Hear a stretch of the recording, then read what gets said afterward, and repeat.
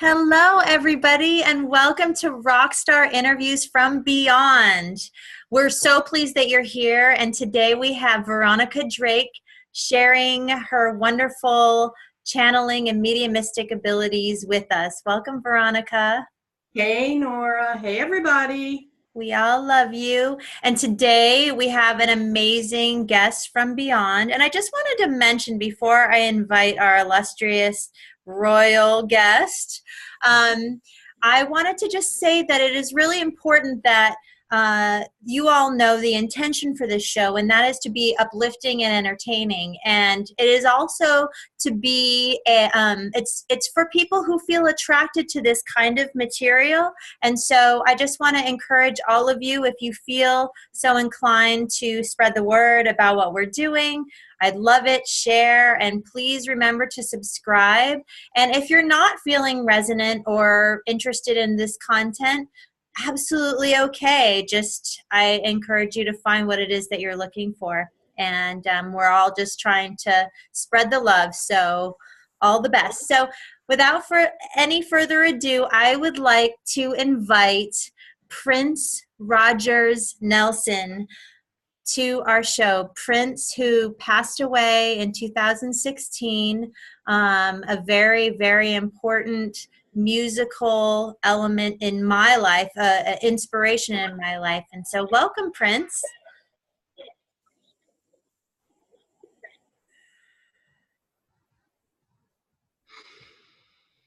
He says hello. Hi, it's so exciting. I'm sorry, I get a little bit goofy like a little girl when I know that I'm connecting with Prince, because I'm sure all of your fans who are watching this and love you are just such an amazing artist and entertainer. I want to emphasize that he is a very soft energy. He is very low speaking. Okay. And his voice is very soft. And he says, thank you for that, very humbly. And he says he was merely the conduit through which the divine greatness energy traveled, inspired, healed, and entertained. Oh, wow. Is that something that you recognized at an early age when you were here on the earth plane, Prince? He says yes, very early, probably by about age 9. He knew that there was something very different about him and the way he saw things in the world. He was even, as he's telling me, connecting to angels. You know, that there's something about that. You know, in doing my research about you, what I didn't know is that you were epileptic as a child. And that hits home for me because I have a child who is sort of growing out of an epileptic phase, and you are reported to have said that you went up to your mom, I think when you were like 7 years old or something, and you said, "Mom, I'm not going to have any more seizures anymore because an angel told me." That's amazing. He's smiling, and he's kind of, I'm telling you, he's very shy, almost withdrawn, with his head down, and he's shaking his head, and he's saying, yes, that's accurate. So how did you connect with the angelic realm as a kid? How did that show up in your human senses? He's saying that it made him a much more compassionate individual, and that it made him appreciate the uniqueness in everybody. He was often guided by these, he's saying, voices, and he wasn't fearful of them.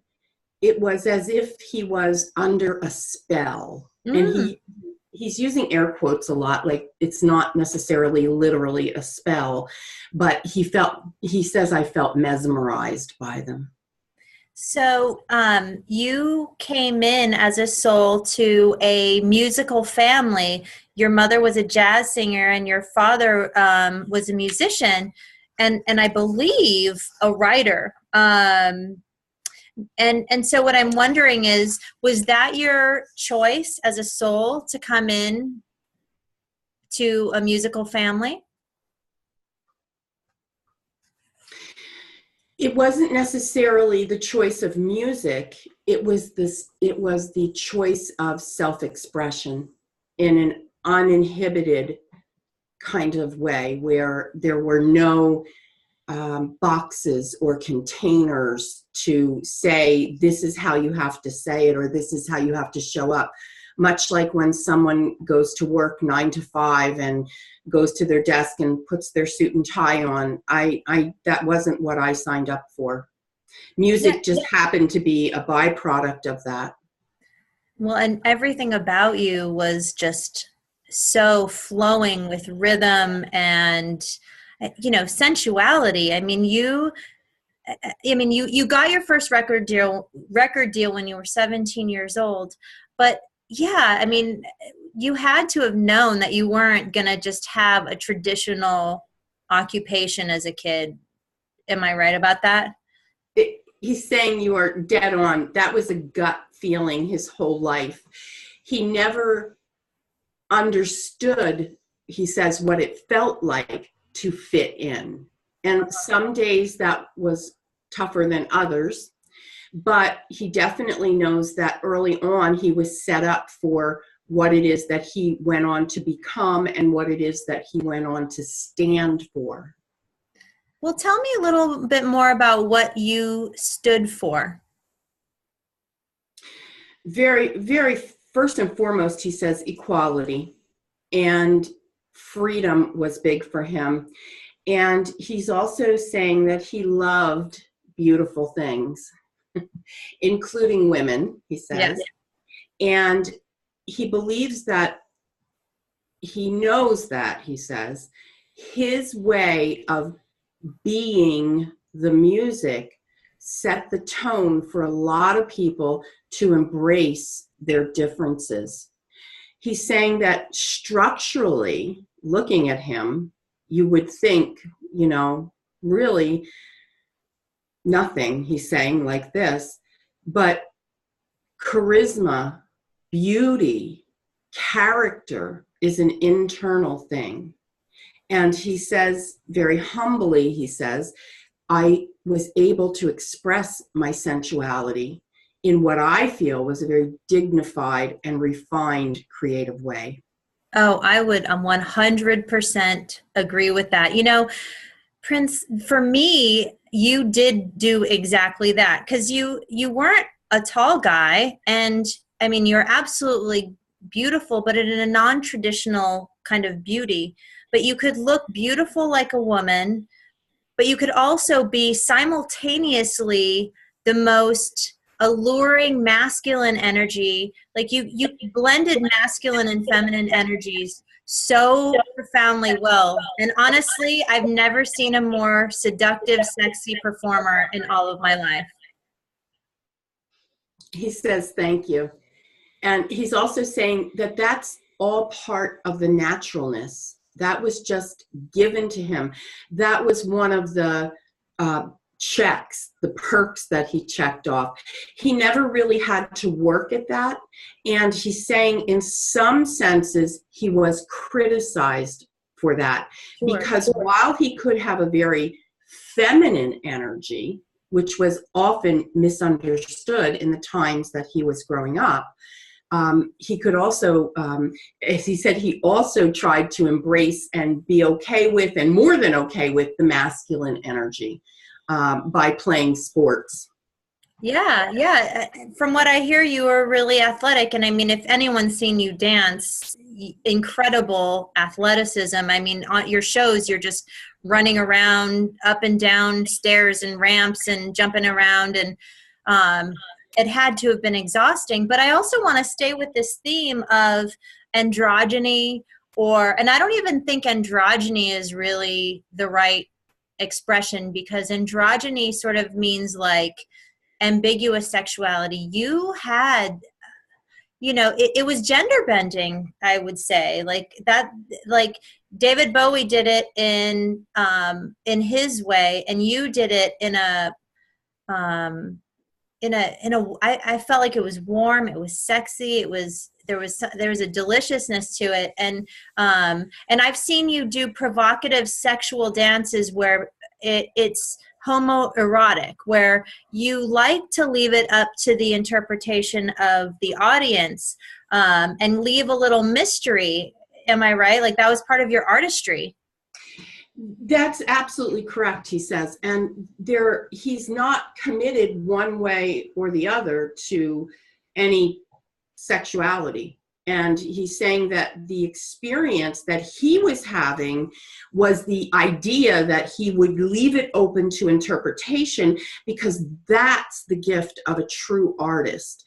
I didn't want to put boxes around sexuality, and I wanted to make it mainstream that a man could wear eyeliner and still be a man, and there didn't have to be a circus around the man. Now he's chuckling a little bit when he says a circus because he's saying his life was kind of like a circus. He always had an entourage around him, but he's saying in the sense that nobody made a big deal about him wearing eyeliner or lipstick or having feminine looking heels on. He said that was all just who he was, very naturally. He didn't take that off when he went home. I mean, he's saying I took the makeup off, but I didn't take the energy of that persona off because I didn't create that persona.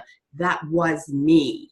That's really fascinating. I mean, and I'm kind of jumping around here, but that does make me wonder a little bit, like later in life, you became very devoted to Jehovah Witness, the faith of Jehovah Witness. And I'm curious about how, I'm not a scholar of that religion, but I'm curious about why that was appealing to you and what you got out of that religious point of view.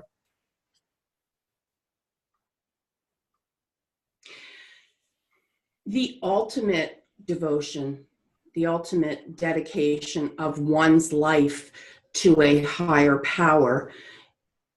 He had explored with various religions and philosophies.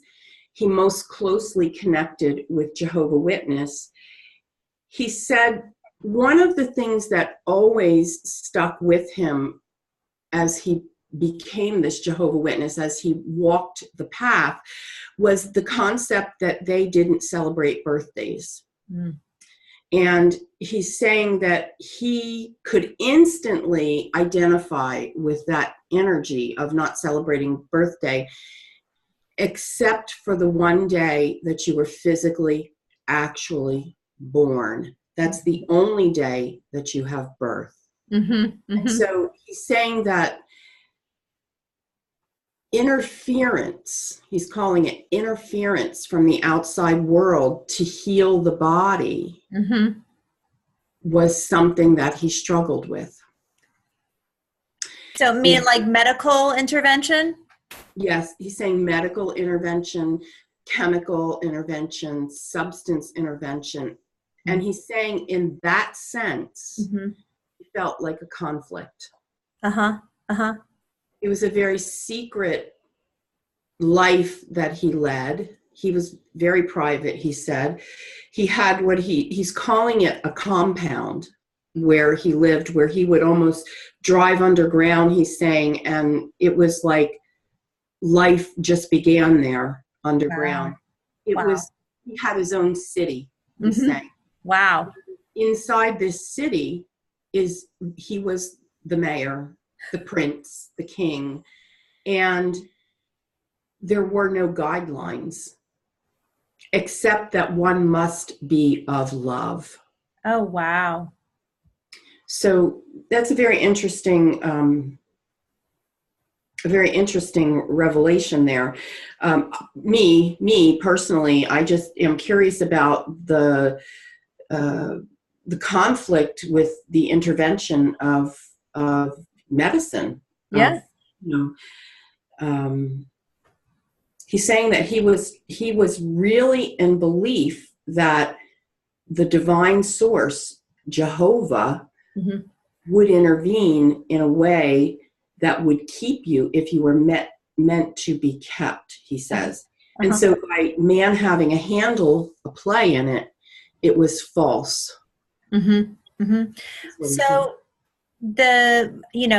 your sudden death, um, there were toxicology reports that came back saying that you had been using substances. So I'm curious, and not to put you on the spot, but I am curious, how does that reconcile with your Jehovah Witness faith? He says you can make yourself believe anything. I totally, yeah, 100% agree with that. The power of belief. Yeah. He's saying textbook wise, it doesn't. Mm-hmm. Mm-hmm. He's also very forthcoming with things that we would never have known about him here while he was on earth. He said he's using the word addiction. This Uh-huh. addiction goes back a long way. Oh, okay. He said it was natural wear and tear on my body that Mm-hmm. created the need to relieve pain. Uh-huh. And the first true pain that he felt was emotional. And how early did that start? Tell us about that.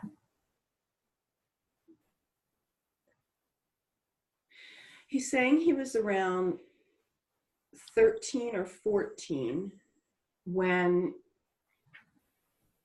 he says he was abandoned. Mm. He was pushed out. He's saying of the nest, I was left out and meant to fend for myself. Oh my goodness. Was that when your mom got remarried? No, he said, I began to explore my sexuality Uh-huh. at age 13. Uh-huh. And I began to grow closer to the source, to God, through Uh-huh. my music, Uh-huh. which was very, very prominent in my life from about age 7, 8, 9, 10. It started where I just began to immerse myself in learning, and I could learn by watching. Uh-huh.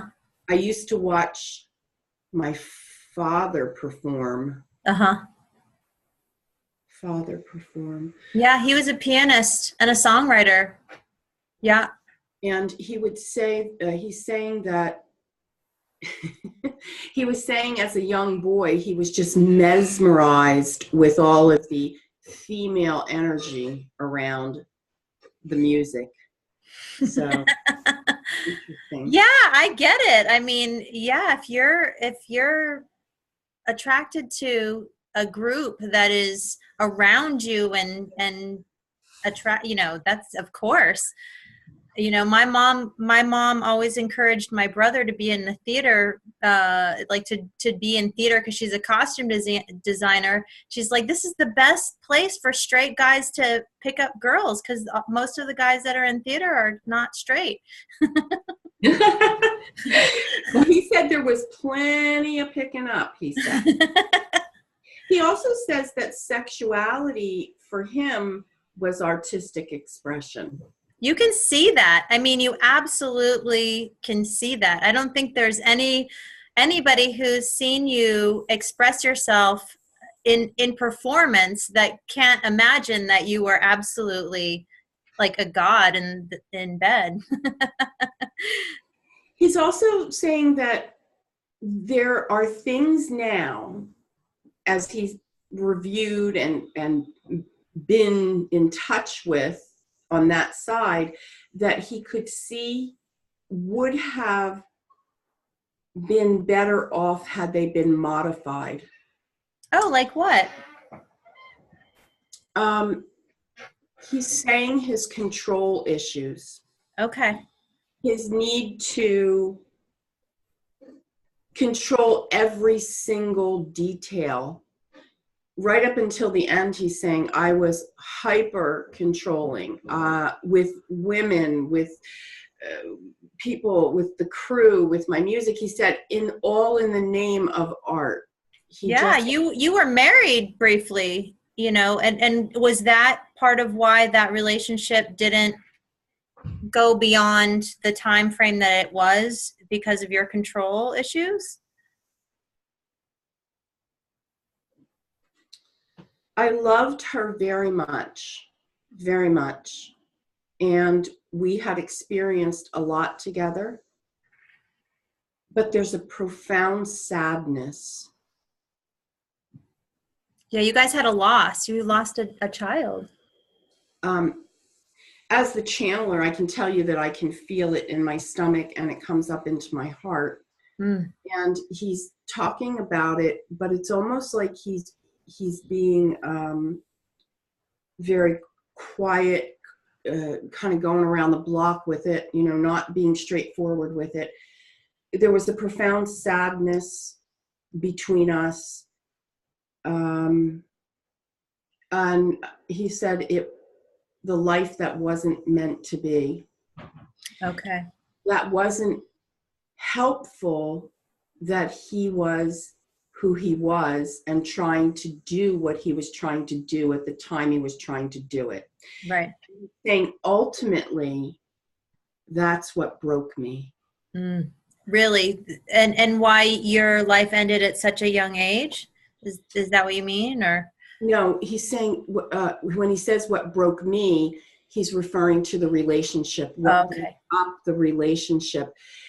He became distant and withdrawn, he's saying, and he was in an immense amount of pain, and he couldn't comfort his wife. And Mete. yeah, there began to become this separation. The two that were one broke apart after the third was lost. Oh, that's got to be so hard. And for someone who has such dramatic control over every aspect of life, to not be able to control life. I mean, we all have that experience when we've lost a loved one, that inability to control, that had to have been devastating. He's saying that it was very devastating to him. And after that, he got even more motivated to, as he's saying right now, manipulate situations so that he could ensure that he could control them. Oh, it's like it caused him to grip on even more to his control issues. Yes, and he's saying that's one of the things in the review that he definitely became aware of. He's also saying that he used that time to become extremely productive, because when he has any emotion, he goes into creative mode and he locks himself away. Mm-hmm. And he's saying that he had the privilege of living such an anonymous life because the luxury of being able to afford his own city is Right. what created that. Because as he's saying to me, nobody really knew anything about me. I was very elusive. Right. Intentionally. He said Yeah. that was part of the mystique. That was part of the brand. And it just so happened that it was who I was. So did anybody really know you, Prince?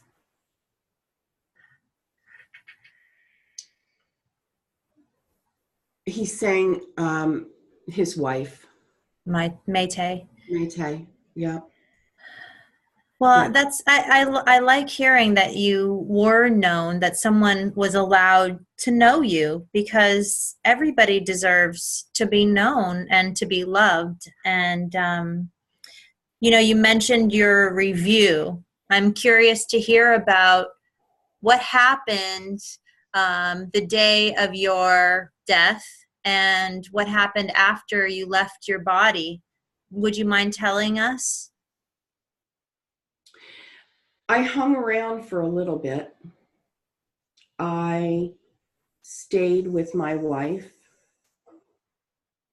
I call her my wife, he says. She'll, he's talking about the first wife. So Uh-huh. was there, I don't know if he's saying the first wife. So if it, Yeah, I'm actually not sure. I think Mayte is the first wife. yeah, he's saying the first wife. He stayed with her. She was like a porcelain doll, he said. I needed to make sure she was okay. Mm-hmm. He never stopped loving her. So he's saying, I stayed around. I wasn't concerned with any earthly stuff. I was concerned with cleaning up. And he says, not image wise, Mm-hmm. any energetic residual. So, did I leave any contracts? He's using it figuratively. Did I?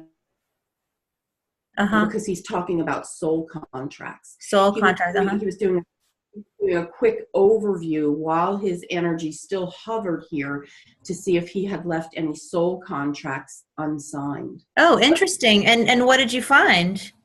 Um, he's saying that he dotted his I's, crossed his T's, and it may not have looked it in physical reality, but at a soul level, there was closure. And he's talking about siblings. Okay. And he's telling me that there's more to the story, Okay. and everybody will have their own story, Right. but he is resting peacefully and comfortably knowing that he closed all contracts.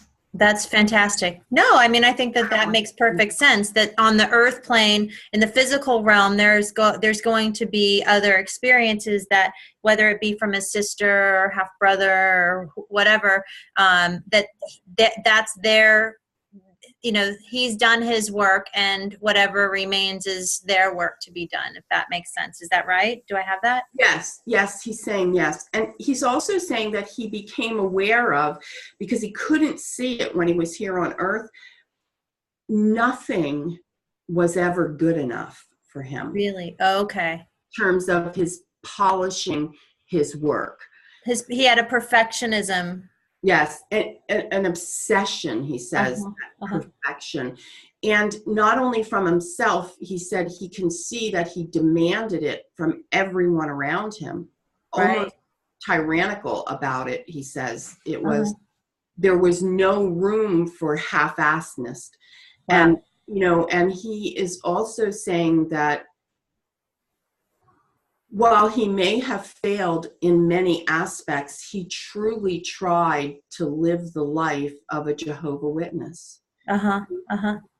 And the sincerity coming from him is, he's even saying in terms of curbing my language. Uh-huh. Uh-huh. Uh, Interesting, because he's also saying now it's a bit different here than what is written in the book. Uh-huh. Uh-huh. Oh, So, uh-huh. yeah, so he's saying the path of the Uh-huh. Jehovah Witness, he's saying this is a big statement. So, he's saying that there are many ways that he could have gotten here. And ultimately, what it comes down to is personal comfort in choosing the path that works best for you. Mm-hmm. And also, he's saying the path you walk is predefined Oh, really? to an extent. Uh-huh. Uh-huh. So he had free will. He's saying he could have chosen any path to get there. He Right. could have called it Allah if he Right. chose to. Uh-huh. But that's interesting. He Yeah, never that particular religion spoke to him. And yeah, I mean, you don't hear of a lot of like superstar Jehovah Witnesses. I mean, you really might have been the very first. Yeah, he's saying, and he didn't make that public. I mean, it wasn't like, but he also didn't hide it. He Right. says he went to service. He showed up at service and he was just another guy. Yeah. Yeah. That's really cool. Well, we have a whole nother part that we're going to be doing, and I just love chatting with you, Prince. You're so forthcoming, and I have a lot more questions for you. And so if you're all right with taking a quick break, we'll come back and ask more questions. Absolutely. All right. Well, thanks everyone. And don't forget to subscribe and spread the word about us, Rockstar Interviews from Beyond. And we'll be back with part 2.